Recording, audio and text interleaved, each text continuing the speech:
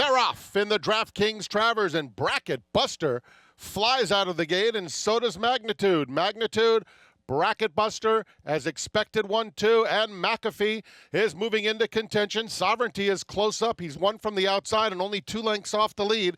And Strategic Focus, who did not have the greatest of beginnings, is 5th and last, moving through along the rail. So it will be Magnitude to set the tempo, and Magnitude leads it by a length, trying to slow things down as much as possible with Bracket Buster right off his flank. The opening quarter went in 23 and 2/5 seconds. McAfee is racing in 3rd. And then it's Strategic Focus, and Junior Alvarado has the Kentucky Derby, and Belmont winner Sovereignty not far behind. And he's tugging his way forward to be a joint 3rd. The half went in 47 and 2. They run down the back stretch, and it's Magnitude leading the way. He's a neck in front of Bracket Buster, who's keeping him honest. And now Ben Curtis lets it out a notch, and Magnitude expands that lead to almost a length. Strategic Focus and Sovereignty are side by side. Sovereignty has a clear path now. He's 3rd, and 2.5 or 3 off the lead with less than a half mile to go. McAfee has dropped back, 1:11 and 1. Magnitude pushed along now. Bracket Buster is up alongside, and Bracket Buster puts his head in front, heading to the quarter pole. 2 lengths back to Sovereignty as Bracket Buster tries to sprint away, but here comes Sovereignty now. He's let loose with those big, powerful strides. Bracket Buster on the inside, and Sovereignty and Bracket Buster a long way back to Magnitude in 3rd. They're in the final furlong, and we are witnessing greatness. Sovereignty pouring it on, and for the first time since 1995, we have a Kentucky Derby, Belmont, and Draftkings Travers winner as Sovereignty rolls home to win by more than 8 lengths. Congratulations to Belmont. There's your Travers. Of Europe, the Saudi Cup, $20 million, Richard Hoyles. And they're away for the Saudi Cup, a little bit slow away, Ushbatazoro. And early on it is Walk of Stars who moves forward. Romantic Warrior jumped well and just moves off the rail to get some clear daylight and avoid the kickback. Looking for Forever Young, who's broken well and is right across the field as well. Al Musmak is racing in a handy position with Defunded through the first 200. They're being followed by Ramjet, and also there is Wait to Excel. As last year, Ushbatazoro's the one off the back end. Also towards the back at this stage is Rattle and Roll, well behind as they make their way through the first 400 metres. Forever Young in the maroon colours, but it's Al Musmak towards the outside with Defunded, and right there on the running rails, Walk of Stars. Romantic Warrior tracks them in 5th place, Pale Blue, racing on the inside of Wait to Excel, then Ramjet, wider out the white cap of El Código. Factor Cheval is at the back of that leading group on the outside of Wilson Tesoro. Then behind those is Intense for Me, still a gap back to Wood and Sun. Rattle and Roll well back, and Ushbatazoro as Romantic Warrior moves off the running rail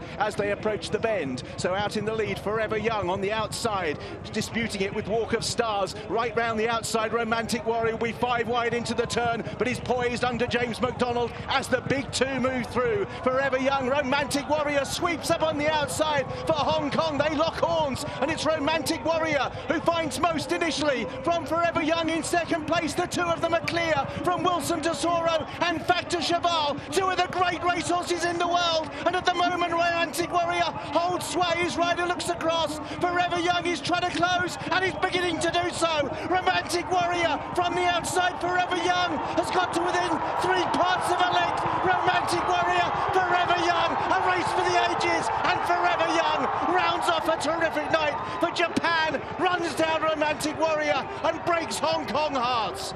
Back in 3rd place, Ushbatazoro, Rattle and Roll. And they're off in the 2025 St James's Palace Stakes. Windlord away pretty smartly. Officer in the pink on the outside in company with Rashabar, the green spots on a white cap. The purple of First Wave, ruling court towards the inside. The all blue, the grey Field of Gold is held up towards the back of the field. And Henri Matisse is the early back marker. As Sheen Murphy glances round on Windlord, is disputing the lead with Officer, with Rashabar.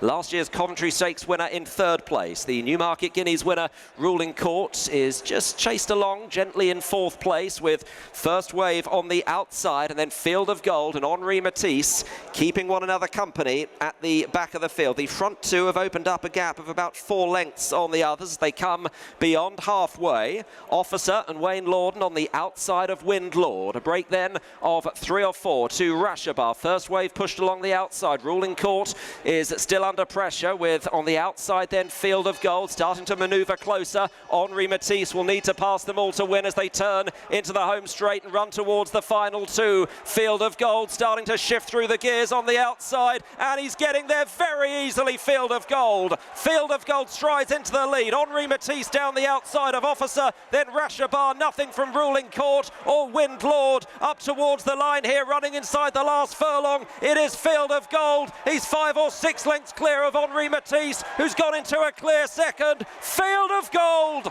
and Colin Keane, the gold standard in the St James's Palace. Field of Gold wins like a brilliant colt. Henri Matisse second, with Ruling Court in third.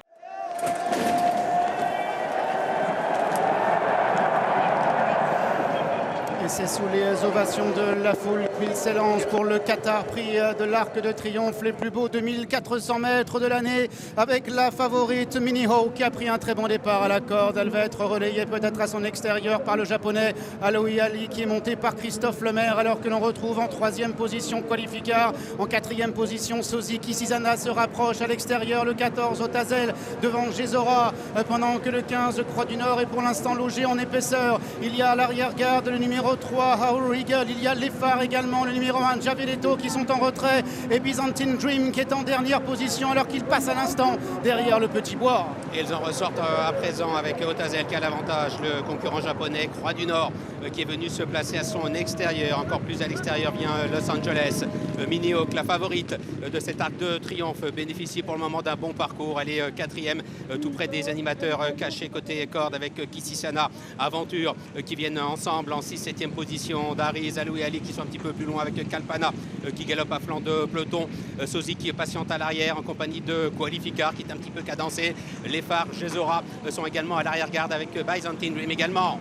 Les concurrents qui sont dans la descente de la grande piste, et c'est maintenant le japonais Croix du Nord qui a le meilleur devant Otazel qui est 2e, Los Angeles est 3e, Mini Hawk est 4e devant Kisizana, pendant que Daryz vient à l'intérieur devant l'As Javeletto avec Alohi Ali accompagné en dehors par la favorite Aventure qui vient devant Kalpana, devant Sozi, accompagné par les phares, par Byzantine Dream, par Gézora, par White Birch le numéro 2 et par Arrow Eagle, alors qu'ils sont maintenant dans la fausse ligne droite. Avec Croix du Nord qui a l'avantage, Otazel à son intérieur, Mini Hawk qui vient en 3e position, Los Angeles est 4e, Kisizana est tout près, Javeletto qui va ensuite côté corde avec Daryz qui est en embuscade en position de gendarme, Byzantine Dream qui tente de venir côté corde, Kalpana, Aventure tente de progresser complètement à l'extérieur. Et c'est la favorite maintenant, Mini Hawk qui est lancée au centre, Daryz à son tour qui progresse à l'extérieur, Kalpana qui refait du terrain, Aventure est en 4e position à 250 mètres du but, Mini Hawk à l'avantage avec Daryz de plus en plus fort, accompagné à la corde par Byzantine Dream.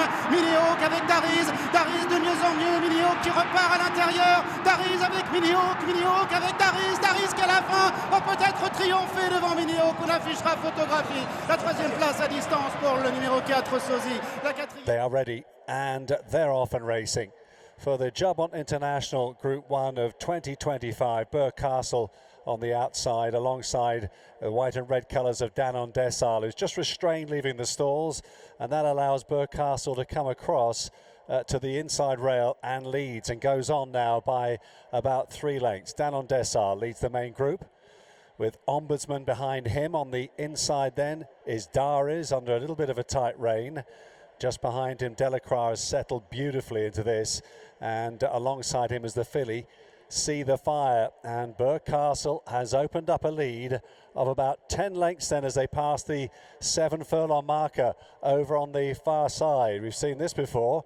The main group, Danon Dessal, is in front, under restraint still, under a tight rein there from jockey Keita Tosaki. Ombudsman is on his outside, See the Fire next, and they've completely ignored the pacemaker here, Burgh Castle, who's going to be running down the side of the course, a good 20 lengths clear as they begin to approach, or he begins to approach the home straight. The other 5 runners, only separated by about 3 lengths, are 20 lengths behind him, and Burcastle turns into the home straight of the Juddmonte International with a very, very long lead. He's gone past the 4 marker, and he must still be 25 lengths clear in the hands of Rab Havlin.